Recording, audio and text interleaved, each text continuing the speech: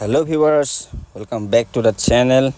तो आज मैं आप लोगों के लिए लाया हूँ मारुति कंपनी का मारुति सुजुकी एस्प्रेसो, जो कि 2024 मॉडल का है।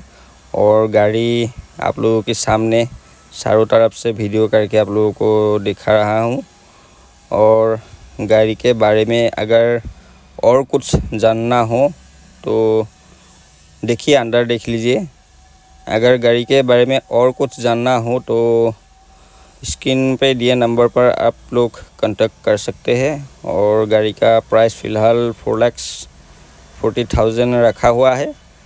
आइए बातचीत कीजिए, कुछ नेगोशिएबल होगा। और जो भी प्राइस रखा हुआ है इनमें सारा डॉक्यूमेंट्स इंक्लूड हुआ है। तो आज के लिए फ़िलहाल इतना ही था।